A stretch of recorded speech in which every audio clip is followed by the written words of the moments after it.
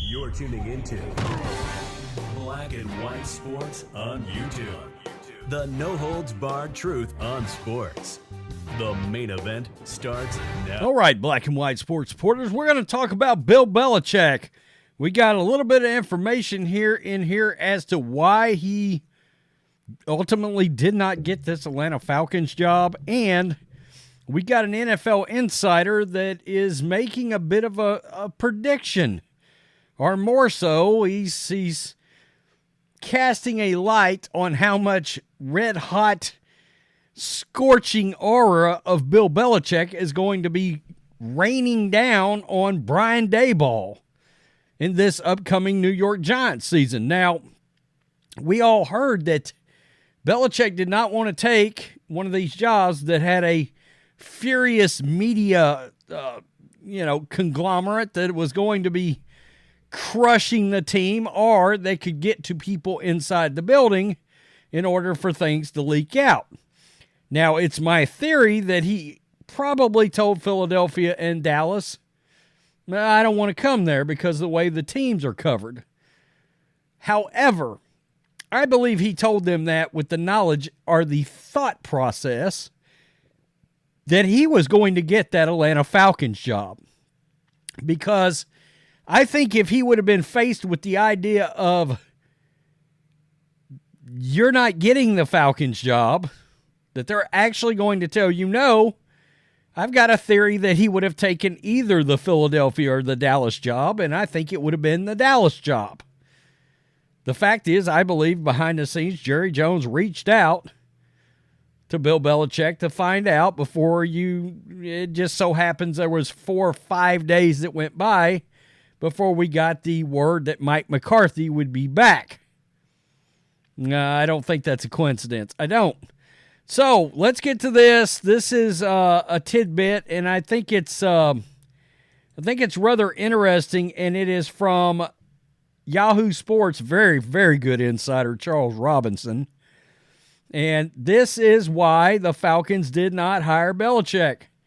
According to Charles Robinson of Yahoo Sports, it sure sounds like Bill Belichick wanted the same kind of power, or pretty close to it, in Atlanta that he had in New England. Quote, the crossroads, according to a source familiar with the Falcons and blank, was the element of realignment that would be needed or to have taken place inside the Falcons to maximize a Belichick hire, Robinson wrote. While Blank and Belichick apparently never discussed a detailed plan on how a linear chain of command under the head coach would work, the source said meetings with Blank crystallized Belichick's continued belief that the full scope of football operations, personnel, and coaching should be under his decision-making umbrella. Belichick, having full control of the roster and coaching decisions in New England, produced fantastic results for the Patriots as they won 6 Super Bowl titles from 2001 to 2018. But that kind of setup has become increasingly rare in today's NFL, and as Robinson notes, it can be hard to implement that setup if there's already a structure in place. It doesn't help Belichick's case that since Brady left the Patriots following the 2019 season, the franchise has missed the playoffs 3 times in the last 4 years. Among the primary reasons for Patriots' recent struggles are poor drafting and lack of success in free agency, 2 areas where Belichick had a lot of power. What's next? And it goes on to talk about the fact that it's either the Seahawks, Commanders, or nobody this year. Now, this full power structure thing might have been a real problem with Dallas, right? But that tells you, just like we sort of suspected, and look, it was the Rich McKay issue with the Falcons that was a big, big problem. And yeah, that combined with the fact that after Bill Belichick left, we found out that he tried to trade Brady like 10 years before Brady left or something like that. And it's just unfathomable that Bill Belichick would have even went there when you got a quarterback like that. But he did nonetheless, and the Krafts operated all these many years knowing that. And then the anger that Kraft had with the fact that Bill literally told them, yeah, Brady is done. It's over for Tom Brady, and then the very next year he wins a Super Bowl. It looks awful. It does. Now, I find this very interesting because I think if faced with no other options and the idea that he may not get a job anywhere else, I think Bill Belichick would deal with the media if it came down to, a shit or get off the pot scenario, right? Bill Belichick free agency drama might just be getting started. As NFL head coaching vacancies dwindled for the legendary coach following the Falcons' recent hiring of Rams defensive coordinator Raheem Morris, insiders are speculating that the Belichick question may linger all of next season, especially at MetLife Stadium. Quote, that question's going to hang out all season long because right now there's no indication that Bill Belichick is going to land one of the current head coaching jobs, ESPN's Adam Schefter reported.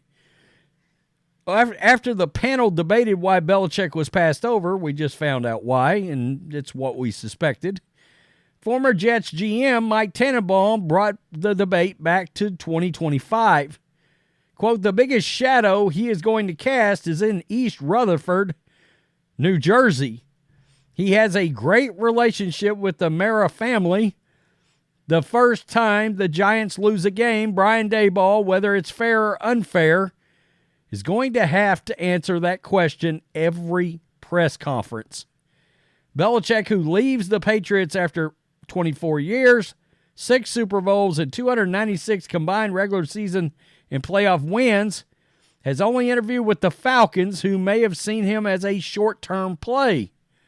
Seahawks and Commanders are the only 2 teams that still have vacancies left, but Belichick may balk at the idea of coaching in a large media market.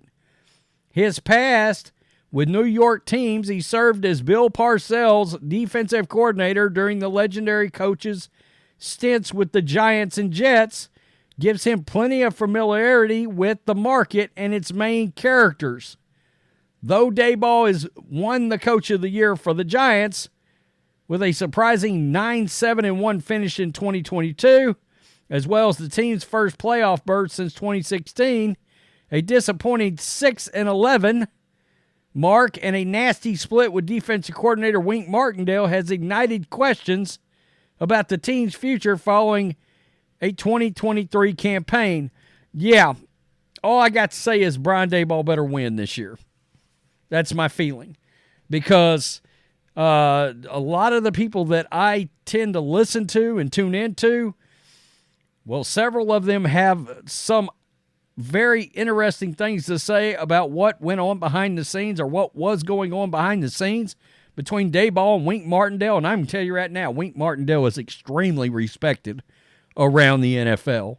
Very respected and considered one of the best DCs in the league.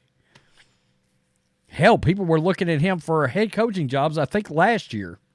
Nonetheless, the one insider I listened to described the situation with Daboll and Wink Martindale as a shit show.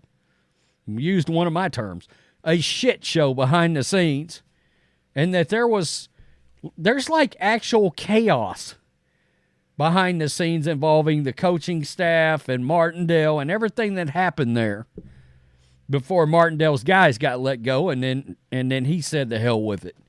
So I think with all of that, I do think the Giants are very interesting with Bill Belichick. The problem with Bill, besides some of the things that ultimately cost him his gig with the Patriots, the shortcomings, is his age. Now, if you thought, hey, even at his age, he's going to be sharp as a tack, and everybody knows he can still coach up defense, no doubt about it. Even as bad as that Patriots team was, that defense played really well for the majority of the season. And that was with missing a lot of guys on defense. due to injury. Who knows what it would have looked like if Gonzalez hadn't gotten hurt and Judon hadn't gotten hurt. It would have been even better if they would have gotten any offensive play.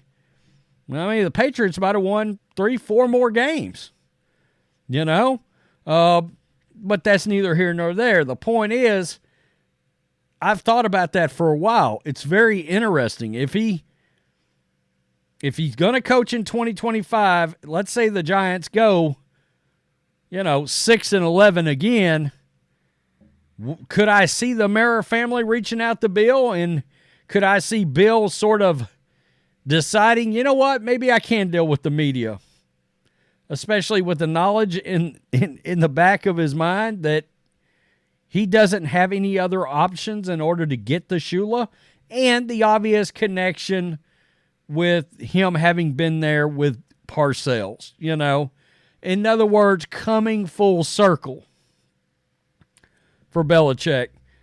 Do I think that's a possibility? Yeah, I really do.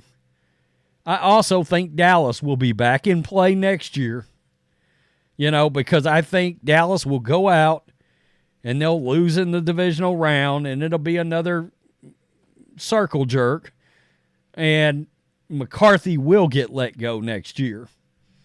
So I could see, in theory, going from no options to a couple of options for Bill.